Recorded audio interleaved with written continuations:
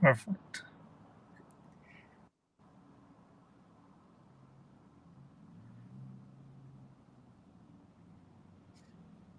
Assalamu alaikum wa rahmatullahi wa barakatuhu. Alhamdulillah wa salatu wa salam wa ala rasulillah. I'd like to start with sending peace and blessings upon our beloved Master, Sayyidina Muhammad sallam, who is the best of creation and a mercy to mankind. This is Brother Sulaiman Jahangir, and thank you very much for joining us tonight once again for the Ask the Shaykh show, where this time we are pleased to be joined by Glasgow's very own Shaykh Hassan Rabbani in discussing relationships. So just to introduce Shaykh Hassan Rabbani, not that he needs much of an introduction to the city, Shaykh Hassan is a Scottish-born Imam raised in Glasgow. He began his Islamic studies by completing the Dars-e-Nizami programme at Jamia al-Karam in Nottinghamshire. Consequently, Shaykh Hassan then travelled to the distinguished Al-Azhar University in Cairo, Egypt, where he studied from eminent scholars specialising in hadith and theology. Having graduated in 2010, he obtained an MA from the University of Aberdeen with his research paper titled Temporary Marriage in Islam, a Sunni and Shia Perspective.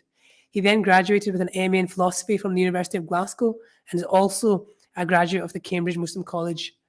Currently, Shaykh Hassan is the Muslim chaplain at Heriot-Watt University in Edinburgh and an Imam at the Zia al-Quran Mosque in Glasgow. He also serves as a religious consultant to many masjids and organisations within Scotland and has recently set up the Healers Muslim Counselling Service. Assalamu alaikum wa rahmatullahi wa barakatuh, Shaykh. How are you keeping? Assalamu alaikum wa alaikum salam. Alhamdulillah, I'm well. It's a great privilege to be here today. Alhamdulillah, Shaykh, the honour is all ours. Alhamdulillah. How's your Ramadan treating you? Alhamdulillah, it's not as difficult as I thought it was, and it's nice to get back in touch with the community since the last two Ramadans were we were isolating, so it's nice to be back spending time with the community. Alhamdulillah, we're busy at the university as well, which is great. So MashaAllah. Jazakallah Shaykh for taking some time out in your busy schedule to join us tonight. So Shaykh, today's conversation is about relationships, and I know you're a marriage counsellor as well, and I wanted to focus particularly today's session on some of the premarital / marital questions that people have sent in, as well as raising children. So those are the kind of segments that I wanted to delve into today. So Shaykh, just to get started on the topic of marriage, what is the Islamic way of getting married? the Islamic way of getting married really depends on context and the societies that we live in. To our grandparents' generation, the Islamic way of marriage would be very, very different to actually our understanding of marriage. But I suppose in that the basic parameters remain of haya, of modesty, and this commitment of looking for a spouse, in which many hadith talk about these different qualities. So essentially that stays the same, but I suppose the method really changes. So traditionally we would either marry in our family, extended family, or with our kind of extended, what in Urdu we would say baradari, or from people local to us. Those structures have changed now dramatically, where we no longer marry in the extended family. And those structures of knowing people through family networking have also changed. So people have now gone on the online world, which has brought about its own kind of challenges. So is that Islamic? I think it would be Islamic, so long as we uphold those parameters of modesty and haya. So I don't know if I answered your question, but you absolutely did, Sheikh. You absolutely did. So it's this idea that things can change and evolve within the generation that we're in, and it depends on keeping within certain parameters rather than a set specific method of this is how you have to do it. Of course. So if you looked at, I mean, again, a couple of generations before, the way our grandparents got married would have been perhaps, if they were lucky, they got to see the face of the future bride. Otherwise, they were going in blind, as they say. which I personally believe is not entirely Islamic, because in the hadith of the Prophet sallallahu alaihi wasallam, when he sees one of the Sahabis who's married, and he asks him, "Have you seen her?" and he replies, "No." The Prophet says, "Fanzur ilayha, go look at her, فَإِنَّهُ أَحْرَى بَيْنَكُمَا," because it's a way of growing muhabba and love between you two. So the Islamic way was certainly there was a dispensation of meeting a potential spouse, but that's all it was for them. Everything was getting to know them was after marriage, whereas we have social media and WhatsApp and all these different modern methods of messaging, which allows us perhaps to get to know the partner slightly better before committing, before making that marriage commitment. So obviously the question then would follow then to what are the parameters of that, and are we allowed to speak to someone who potentially we want to marry? And I see the Sharia will be fairly flexible in that, but the guidelines are that the messaging should be such that if you were to show it to a third person, you'd be able to show it to them without hiding it to them. And also this idea that also, if you are planning to get married, the intention always is to start the halal way, in which Allah subhanahu wa ta'ala actually puts barakah in that. So obviously these things weren't there a few generations ago, so are they Islamic? It depends who you ask. But as long as those parameters are actually, and those ethical standards that we have are upheld. Okay, so Sheikh, you're not ruling out. You're saying that we have to look at the society we're in, and these days the main means of communication are things like WhatsApp and Facebook, etc. So that getting to know one another through social media isn't necessarily an option that's excluded, but such that if a third person was to see those conversations, then everything would be appropriate within those conversations. Yeah, absolutely. And so I think we have a very very basic and strict idea of how to interact. I had a young person come to me and with these Turkish serial dramas, which are very popular now, and they said to me, well, if you look, they're very Islamic orientated, but the guys and girls are speaking before getting married in a very kind of halal way. So what do you have to say about that? And that's very interesting, because certain shows which are based on the fact that we're going to show this aspect of religiosity, and then they show this way of communication and the dynamics of the community actually there. They're very interesting, and they challenge some of our perhaps notions of interaction between genders at large, which is very influenced from the subcontinent culture that we're actually coming from. Yeah, that was very interesting. Actually, I found that. So I generally gear to the more relaxed positions, because I just feel in the context that we're in, it's usually very difficult to uphold some of those very strict notions of the earlier communities before us. So I do believe that there is a way in which people should be allowed to communicate, certainly. And then what about coffee shops then? If somebody was to meet someone, they had some interest, would they be able to then go and for example, have a face-to-face chat? And if so, would they have to have a third person present at that? Well, I mean, the fact that they're asking these questions, I think, shows that people are thinking about these things seriously. So I'm glad they are meeting at a coffee shop. I mean, people tend to choose many worse situations. They either can take a chaperone, but personally, they can take a chaperone. I think that's important. Also, if they're too mature adults and they're not in seclusion, I feel that's okay.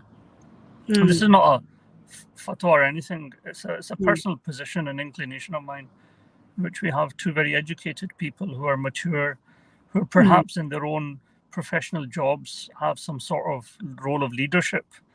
Um, I feel that they will be mature enough that they can meet individually, so long as it's not in seclusion.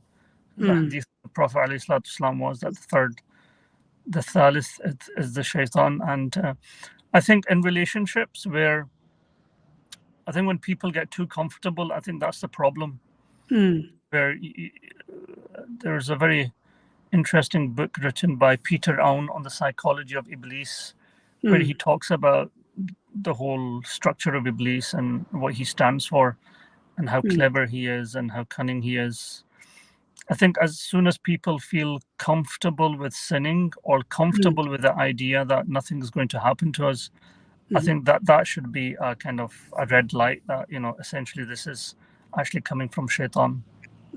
So it's like this fine line, Sheikh, where you can go into things in a very pure intention, but the devil has many tricks in his book, and he's one of the most he's mastered his tricks, and actually he can get very close to us, and we just have to be very careful about where we maybe past that line, and maybe the Yeah. devil inspired us too much, and that we don't have control over of the environment and the situation. So we have Yeah, to yeah, be aware of absolutely. that. I mean, he's so close.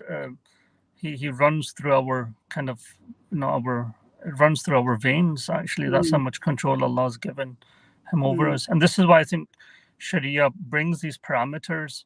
Maybe the 10-20% who are mashallah very good, and who can uphold their character, but the rest 80% maybe may not able to, and so the Sharia has these parameters actually because of that. So I think it's for each person to judge, but certainly not meeting in kind of private areas or in seclusion, and also notifying friends or family members that you're potentially speaking to someone. I think that's also important.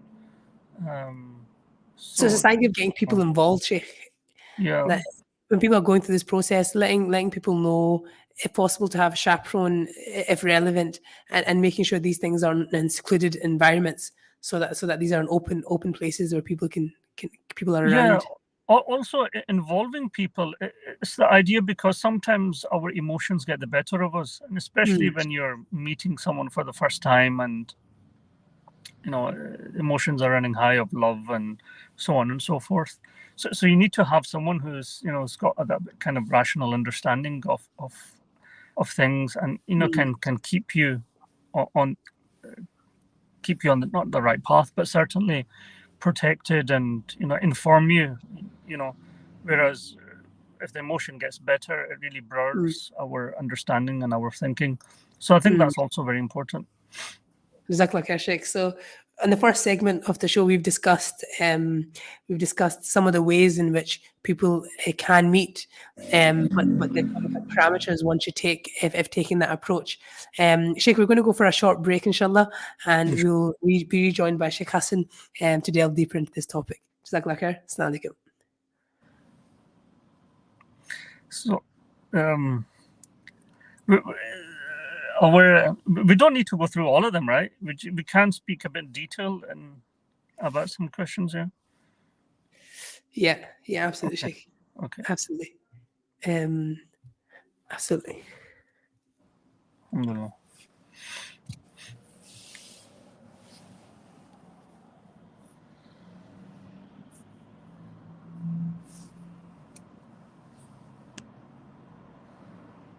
I'm just double checking we're on break.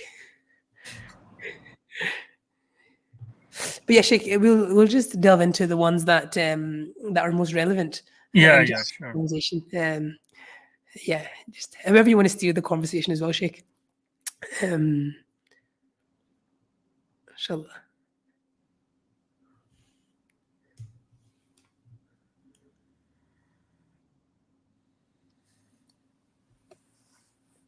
So are you at the studio then? Yeah, Yeah. in Govan Hill. Yeah. MashaAllah.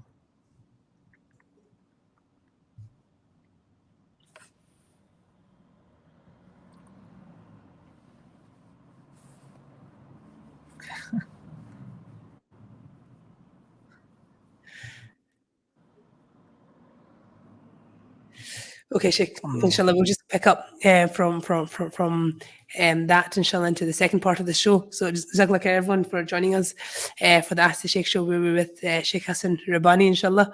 So, Sheikh, we discussed some of the methods in the first part about getting to know people and some of the means.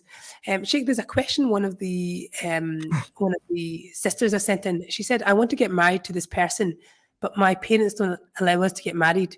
It has resulted in us having a relationship and regularly meeting. I know this is wrong, and I want to make it a halal. What do I do?" Yeah, I mean, these type of questions are often asked, and it's very sad. Um, it's a very sad predicament, unfortunately. Um, I mean, I don't really have an easy answer, to be honest, because the question would be, why are they refusing? What's the family dynamics like? Is there a particular reason why they're refusing? So, of course, all of that needs to be explored. Also, the idea, is there anyone in her family who can perhaps support her cause? An elder brother or sister, an auntie or an uncle. Um, but what I would perhaps would say is that not to not to delve into the relationship and get carried away, Mm, because when things mature, and moving away from that relationship will actually bring her much more pain and hurt, actually, mm, especially if she doesn't know exactly she will be marrying him or not. So the heartbreak will be much more intense, and it will be much more painful. um, and then her own kind of mental health during that period.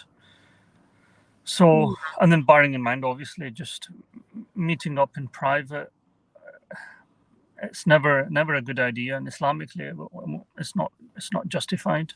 mm, And essentially, what you're doing is that you're putting yourself in a predicament that you can be vulnerable to abuse.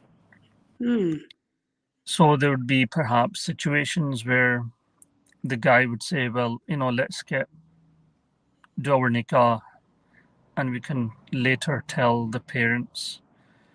And I've seen situations like that. mm, But then after a year or two, the guy is no longer serious. So it's a very mm, sticky situation. So kind of mentally, spiritually, and religiously, mm, it's not a place actually to be in. So I would definitely ask the sister, try to minimize your contact, not meet to face, reduce messaging mm, until you're absolutely sure that family is involved and there is a way, actually, there's kind of light at the end of the tunnel. mm. Otherwise, I'll tell her to kind of remove her from that situation.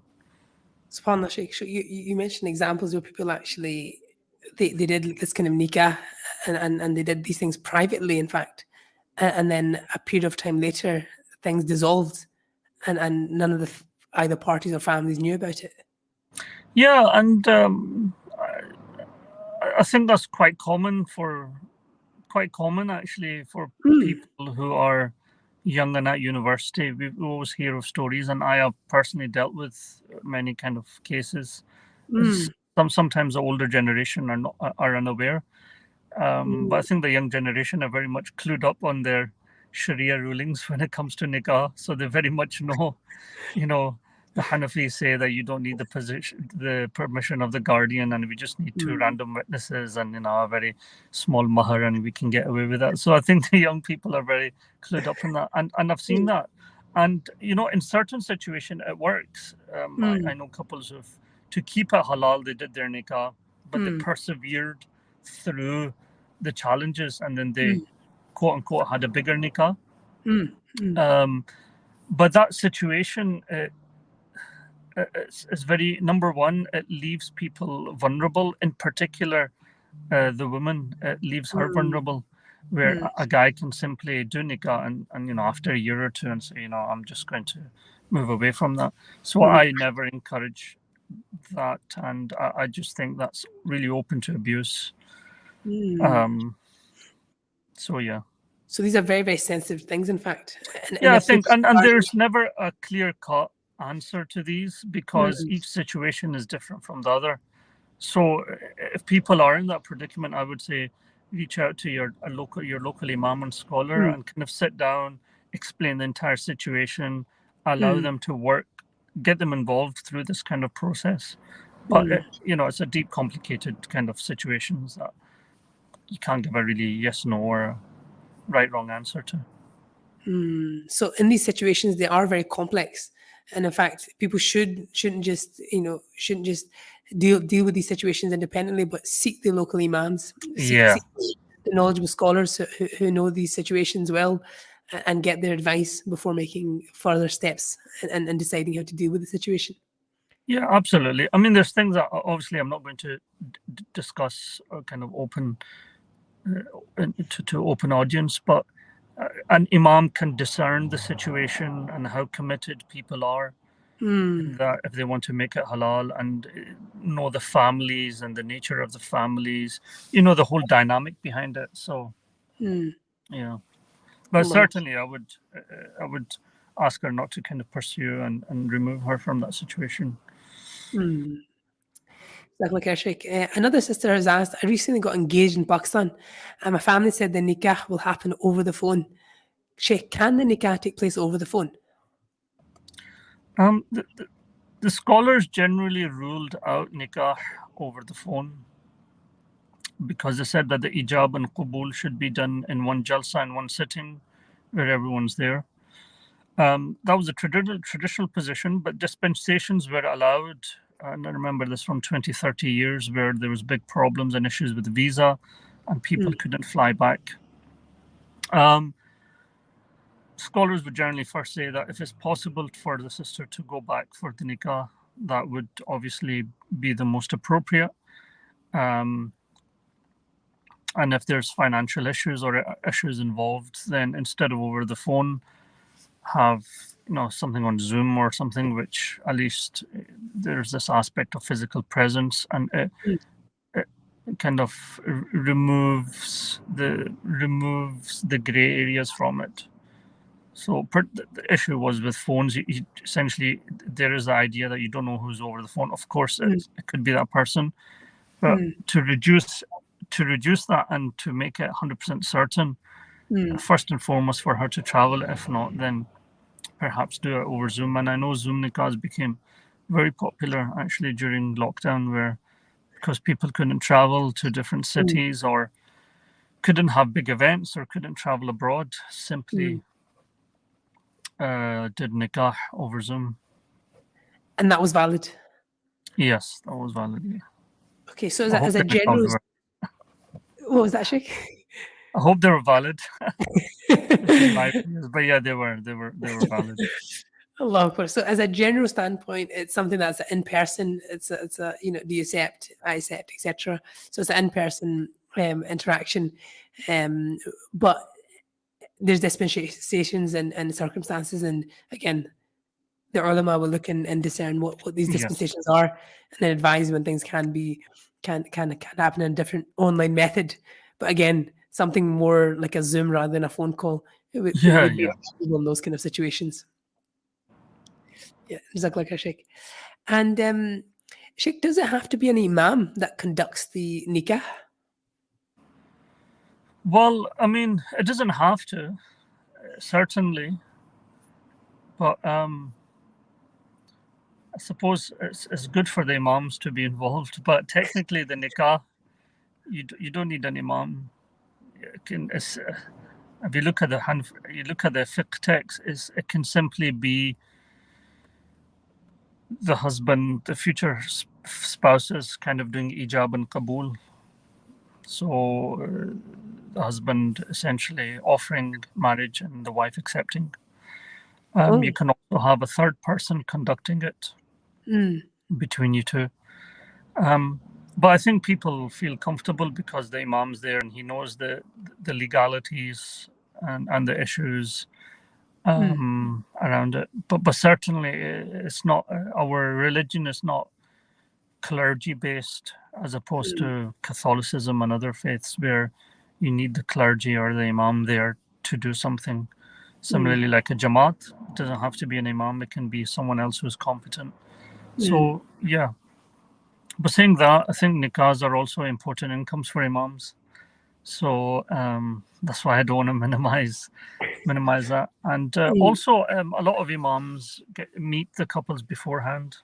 So what I usually do, if the couple are interested, we have a kind of a few premarital sessions just to explore the idea of marriage, if they're on the same page, what their aspirations, what they want out of the marriage. So I think those are important questions which often are not asked. Couple are asked, obviously they're kind of this emotional high, we're getting married, I found someone special. And those slightly challenging questions that later cause friction later. So I know in Malaysia and some of these Muslim countries, they have kind of marriage courses where they're informed.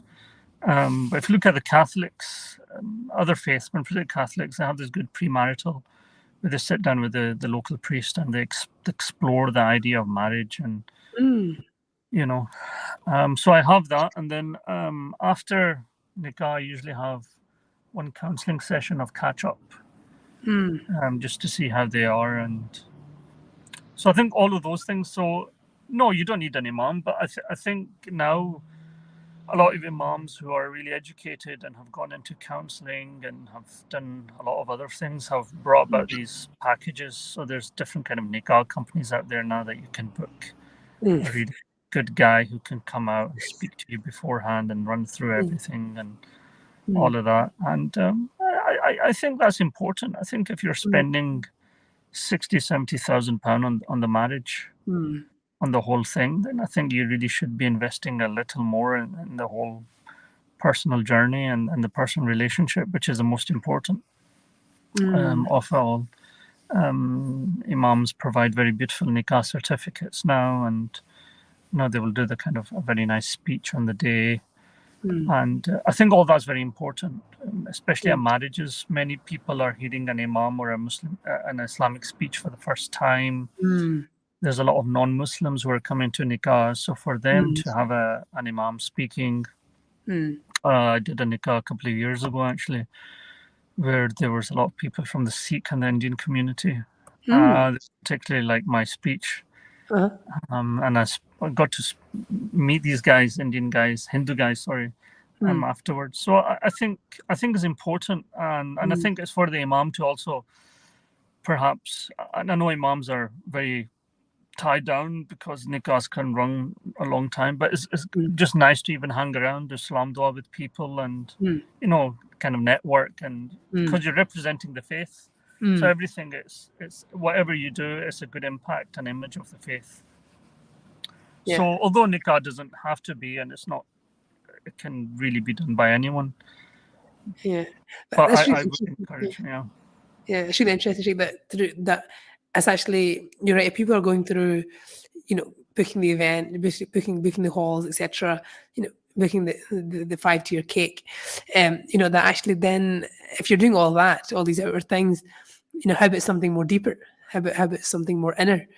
And actually reaching out to qualified shuyukh and getting to know more about marriage and actually what that entails before marriage and then even after marriage, catching up with the sheikh. So, sheikh, what's some of the things that you've found people have benefited from having these sessions?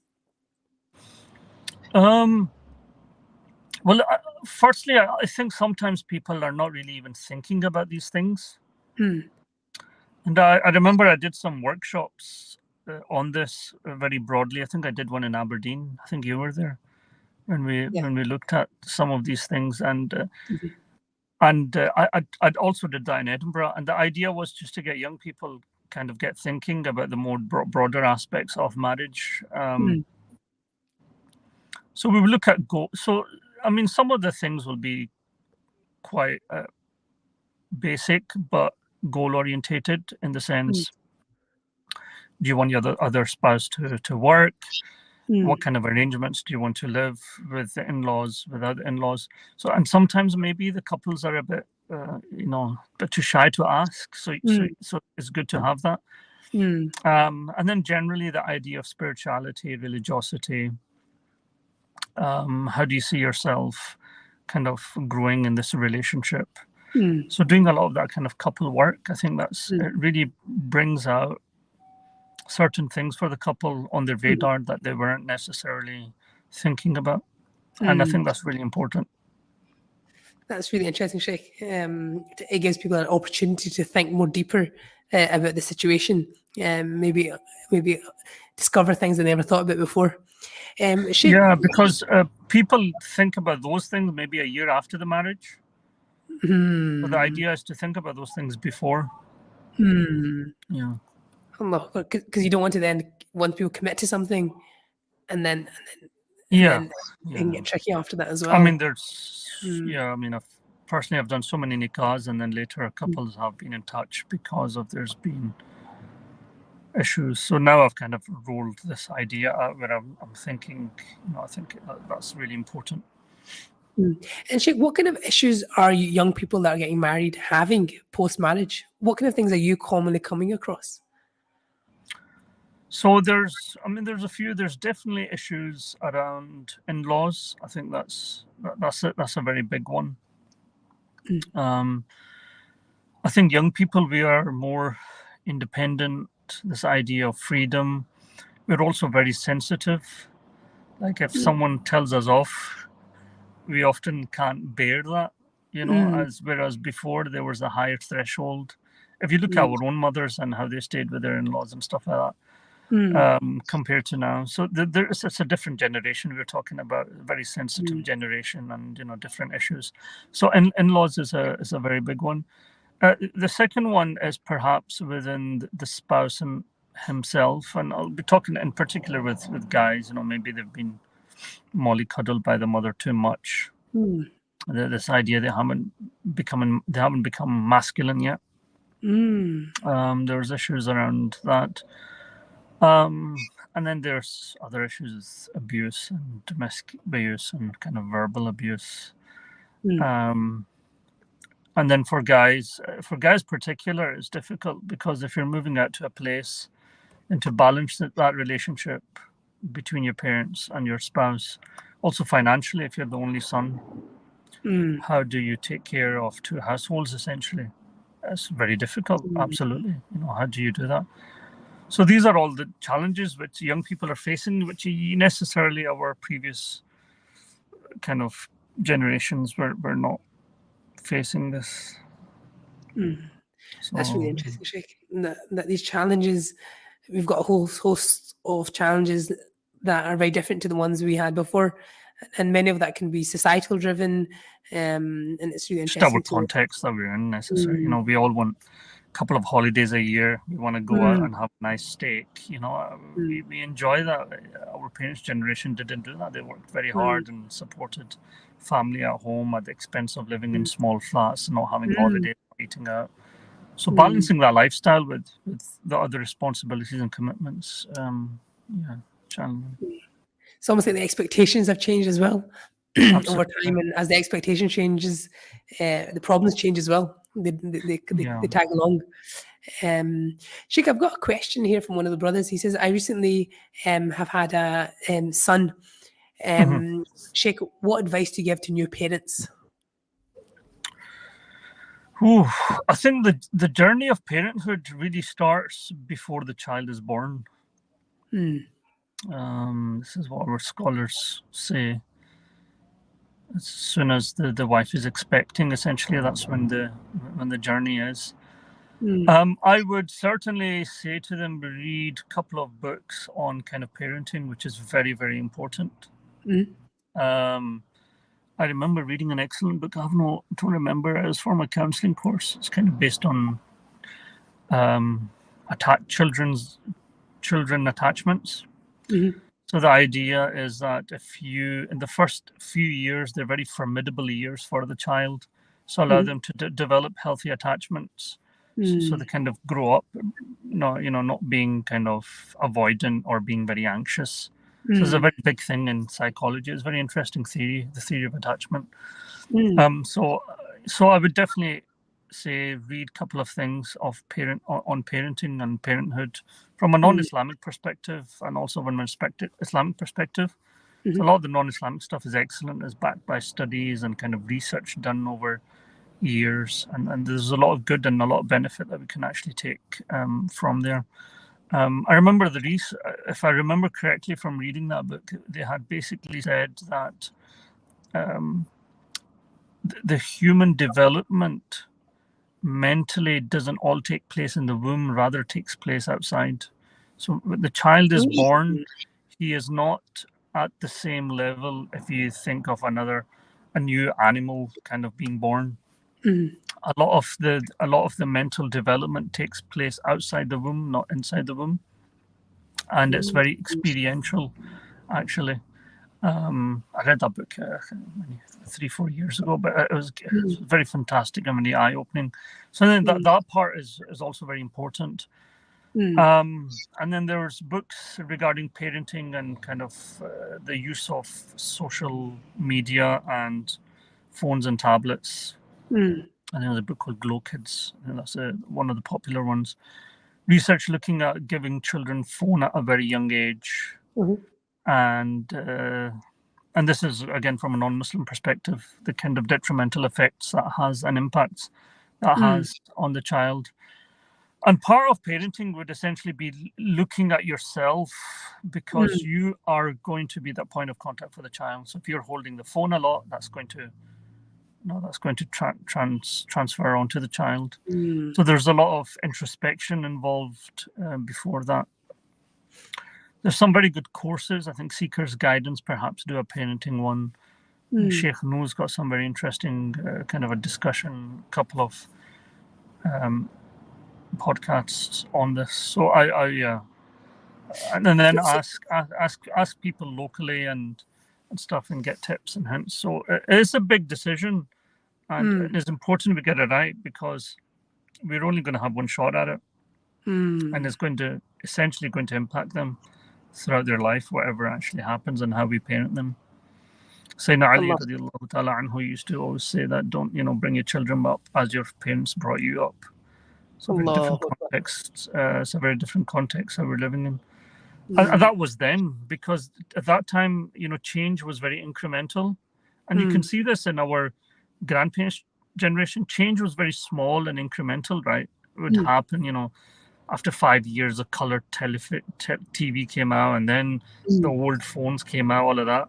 Change now mm, is just it's not like that. It's so fast mm, and rapid where, you know, even siblings who have a few years difference of age just by a couple of years, but they're so mm, different because of the mm, context that you're actually growing in. So never mind a child and a parent now, mm. where the context is so radically different. I mean, our children would never really know what it is to use a Nokia phone. There'd probably be, I don't know, 2030, they're phasing out kind of cars on diesel. They probably wouldn't know what a diesel car is.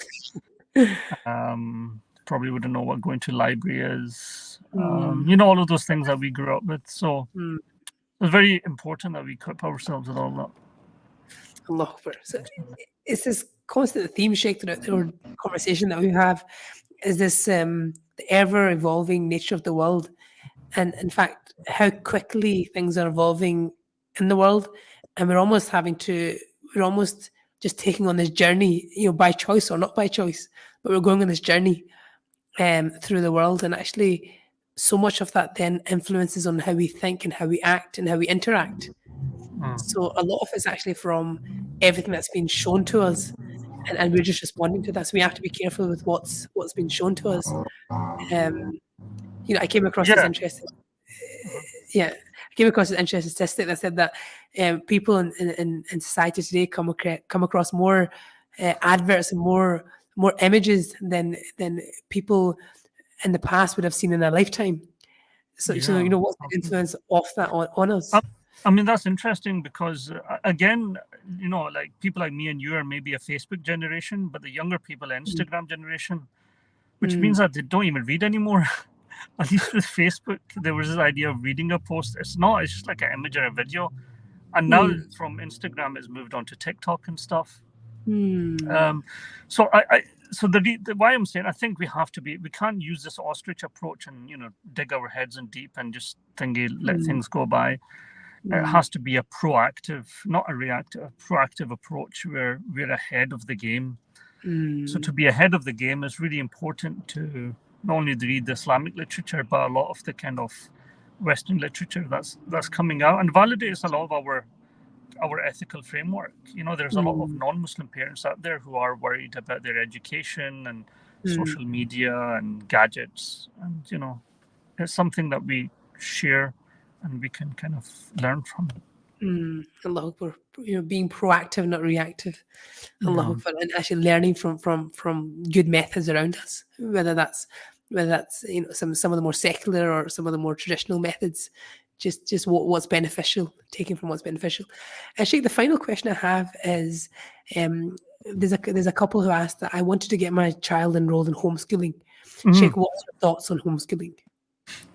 It's a big debate me and my wife always have.